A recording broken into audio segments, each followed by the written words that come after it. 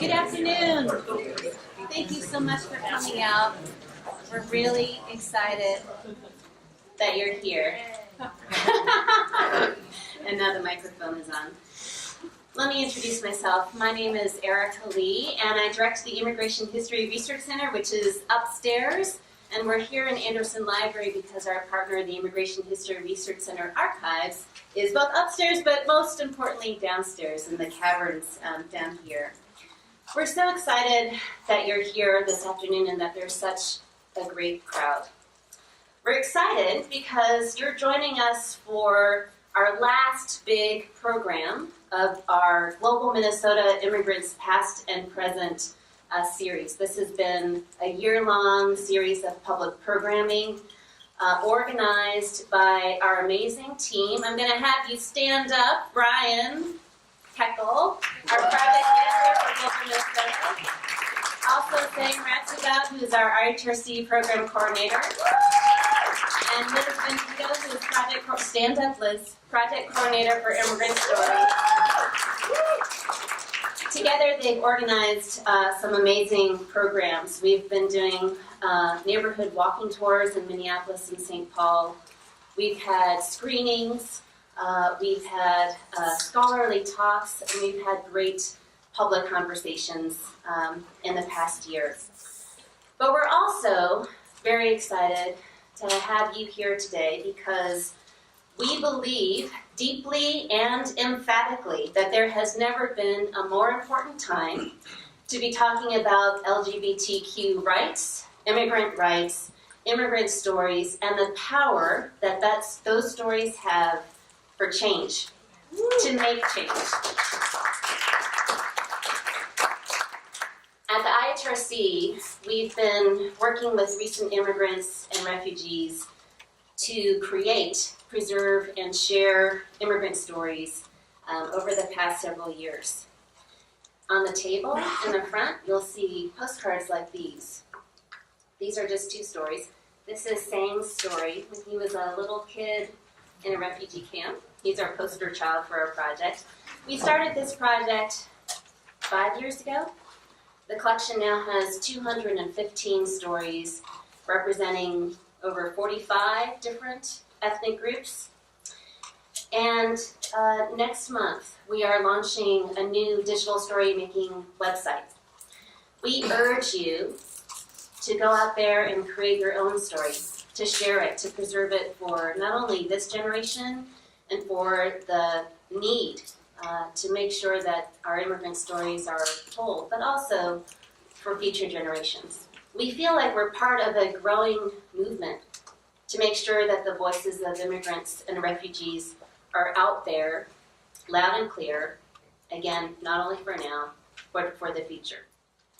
Lastly, we're excited because this afternoon's event is part of a wonderful partnership with the Jean Nicholas Tretter Collection in Gay, Lesbian, Bisexual, and Transgender Studies, which is right around the corner here in Anderson Library, and specifically with Andrea Jenkins. Andrea, will you please stand up?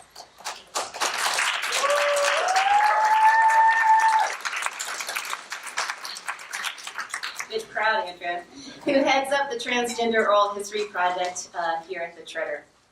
We want to thank Andrea and the Tretter for helping make today possible. Today I'm going to start by introducing our special guest, Professor Eithne Luibheid from the University of Arizona. She's going to give a short talk. We're going to then screen 3 LGBT immigrant stories. We're going to end with a discussion with 3 of our storytellers and also Professor Martin Menelanson, who I will introduce later. So first, let me introduce our first speaker, Professor Eithne Luibheid. I've been a long-time fan of Professor Luibheid's work.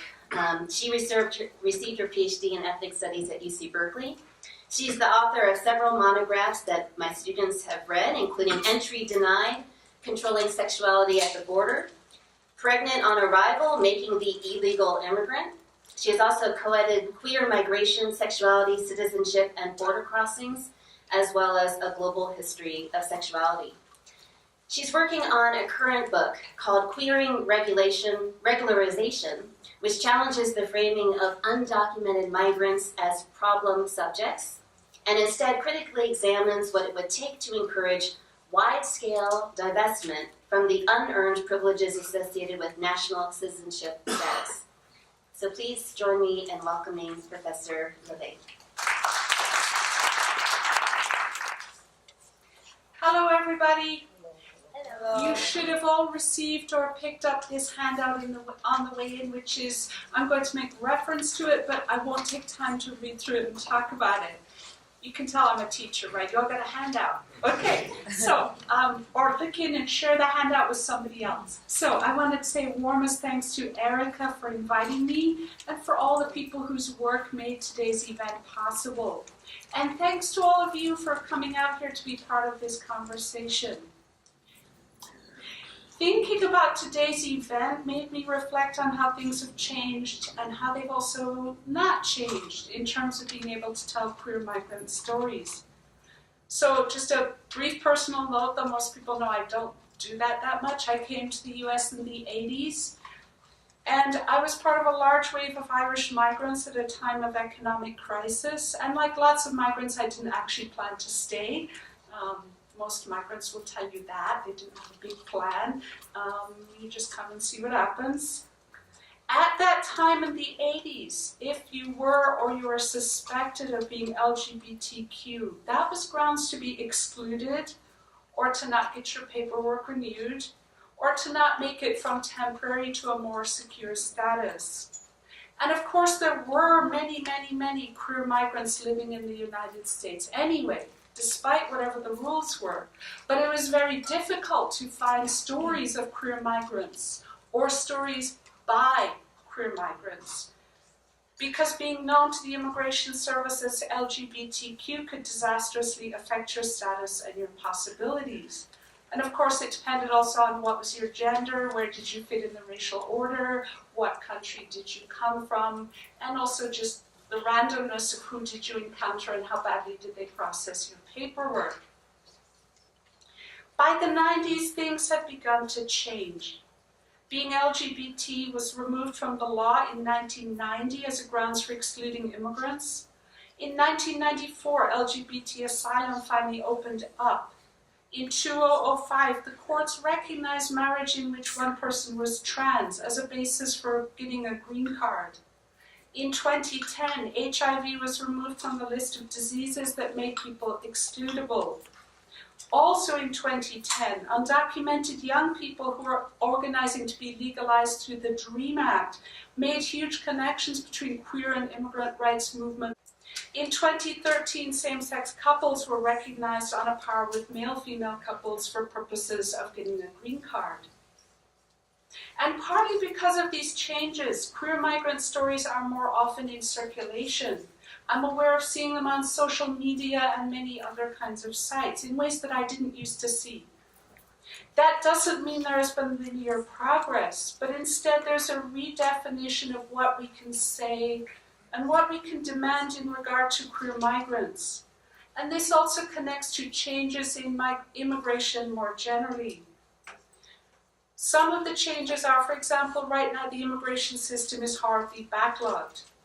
Who is legally admitted is based on belonging to a family defined in a limited way, and for that family needs to meet an economic standard, or it doesn't matter how much of a family you are, you still will not be admitted. Admission through international adoption is subject to complex national and international rules and also requires money.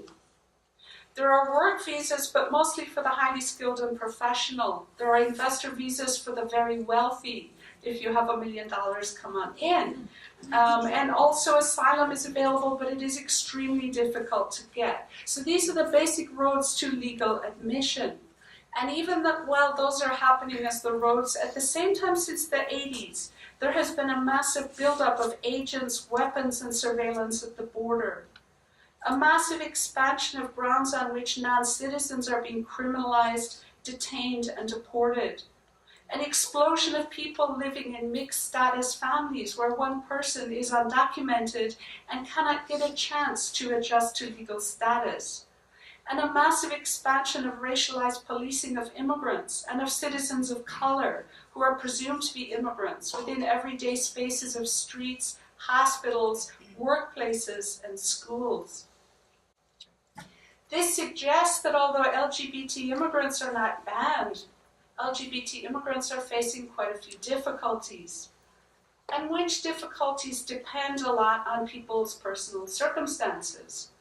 Certainly, wealthy queers trying to get investor green cards are in a very different position than undocumented queers fleeing violence in Central America, who are often being routed into detention centers.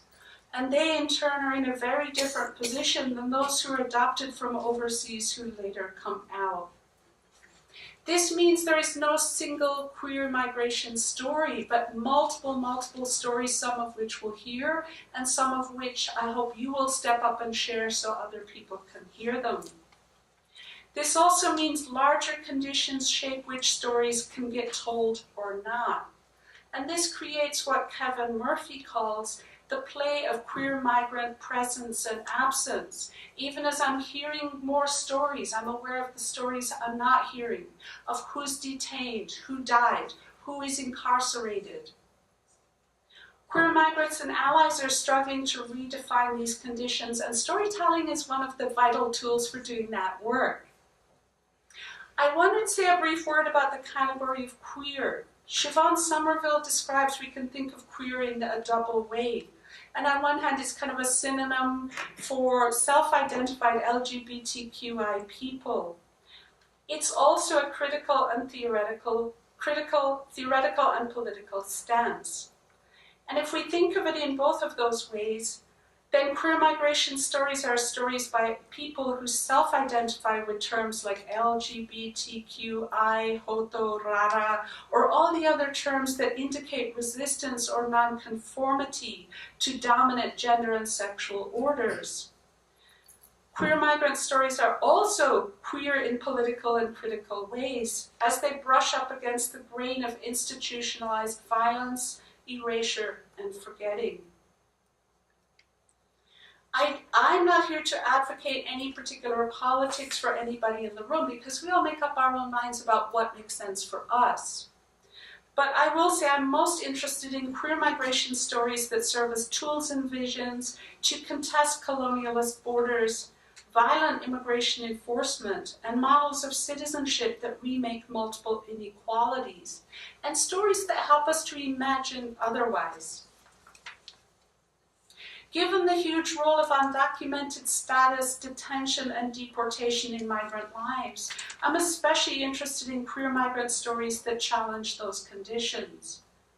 And in the time I have left, I want to focus briefly on one such story, which concerns struggles to shut down the detention pod in Santa Ana, California. It's a special pod set aside for, as best I can tell, transgender immigrant women and cisgender gay men. When you look at the data, it's hard to figure out exactly who ends up in there, but I think those are the two groups that end up there. It is just generically called an LGBT pod. But in fact, there's no record of self-identified lesbians or trans men being held there.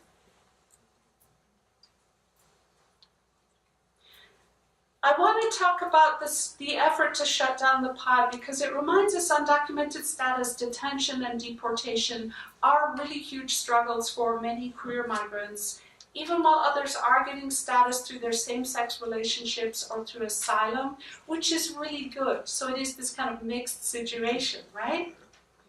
In the example of the pod, queer migrant storytelling has an important role. And also in this example, it's not just that self-identified queer migrants are taking action, but also they're engaging in what we could call queer politics. Basically, they're not asking to reform the system or let's make it nicer, they're saying shut it down. I've already mentioned the US has vastly expanded the ways non-citizens get criminalized and made deportable. And they have at the same time reduced opportunities for people to get legal status. And a result that I think many of us know about is that literally millions of migrants, both queer and not queer, are ending up in the detention and deportation system. That system includes a very literal network of beds. that are set aside to hold detained immigrants. And where are the beds? The beds are in Immigration and Customs Enforcement, or ICE, holding facilities. They're in local and state jails, and they're also in private prisons run by private contractors for profit.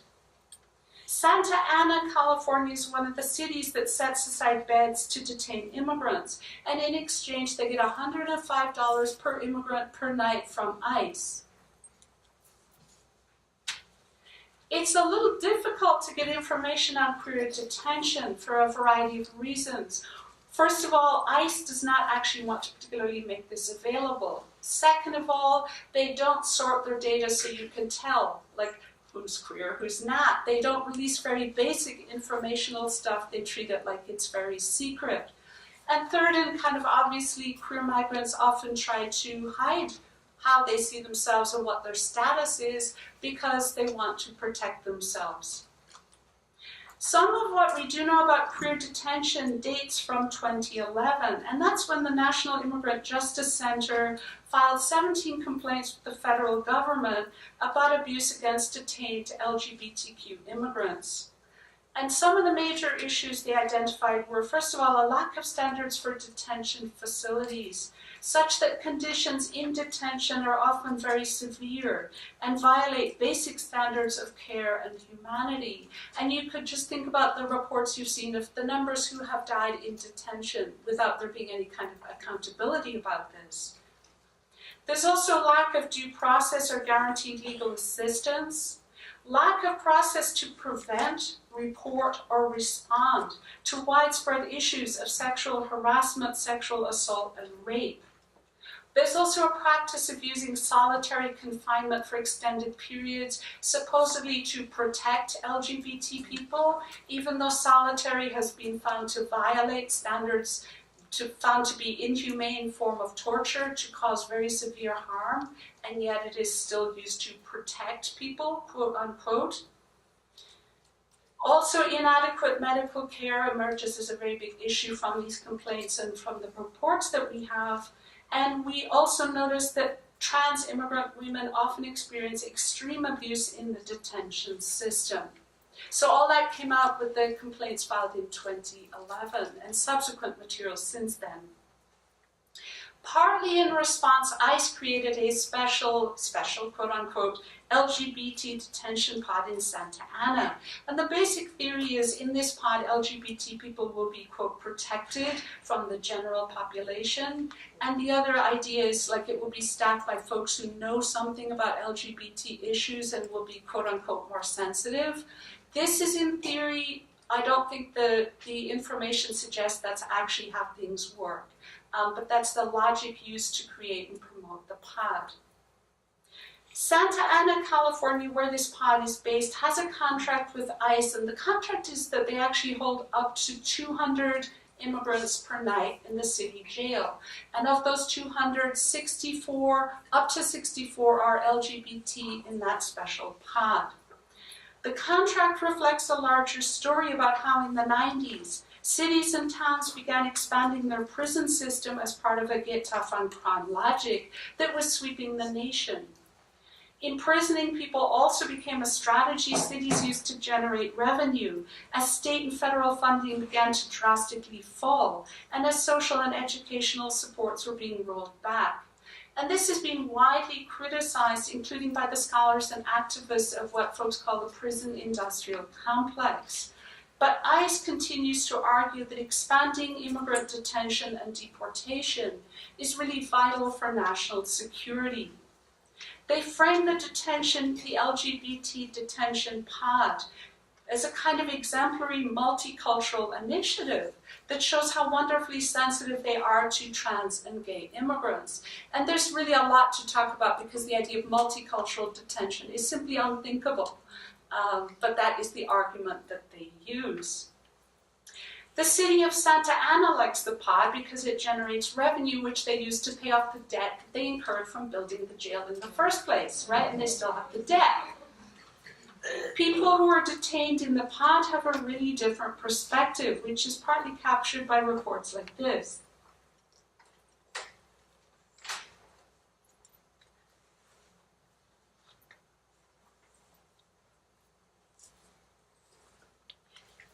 This is by Human Rights Watch.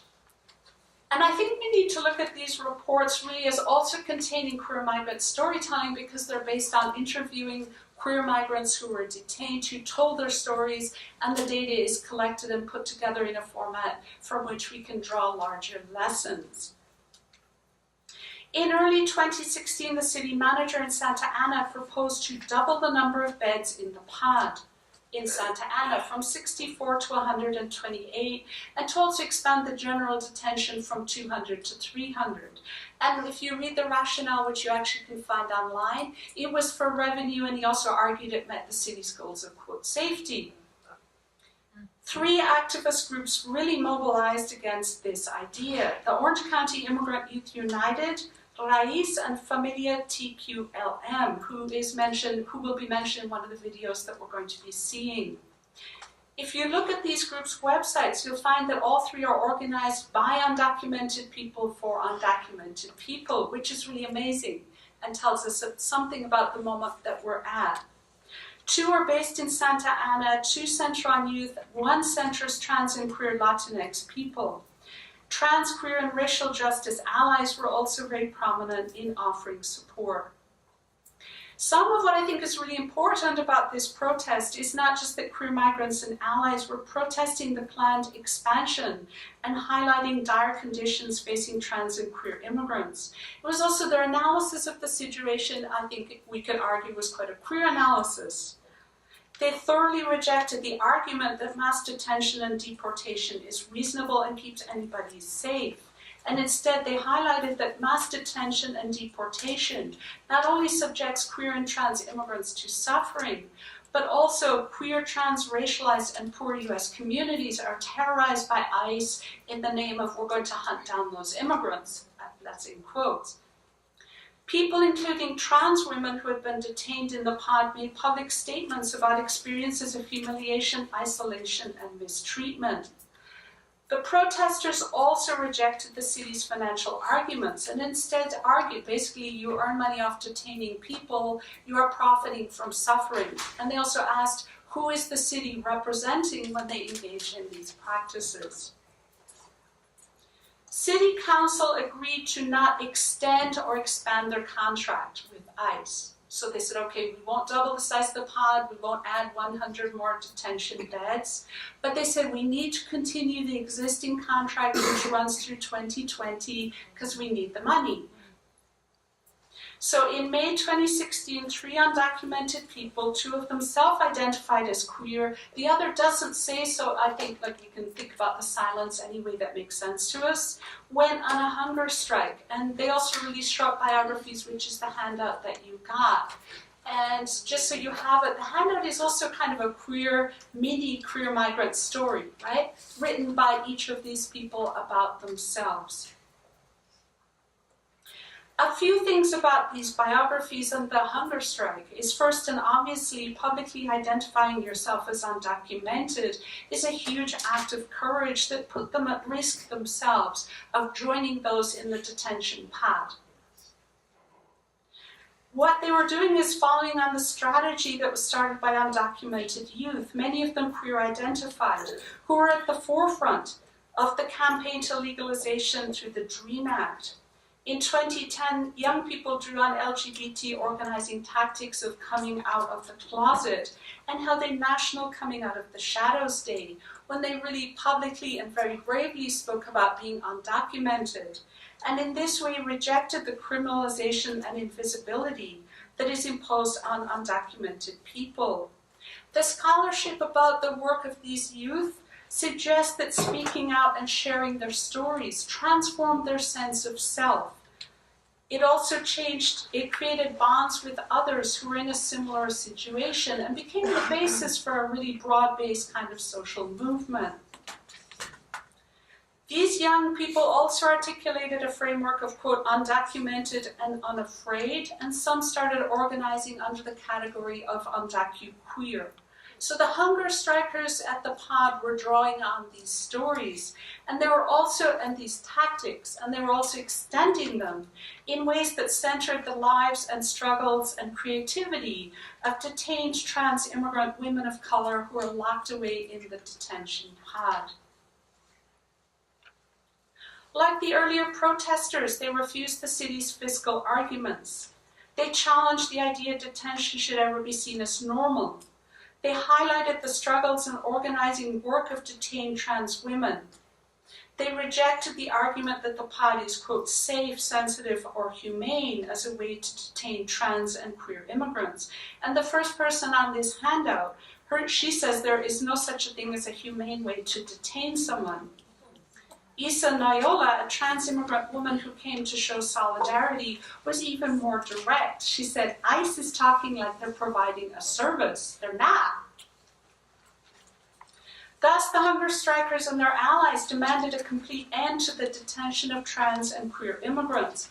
And they asked for an end to the detention of other groups too, such as Central American moms and their kids. And ultimately, they called for an end to all immigrant detention and a revisioning of the entire immigration and borders system. They also argued trans immigrants belong in their communities, not in detention centers. And they pointed out that for this to happen, we have to build a world that treats trans people, including trans people who are of color, low income, and immigrant, with respect and dignity.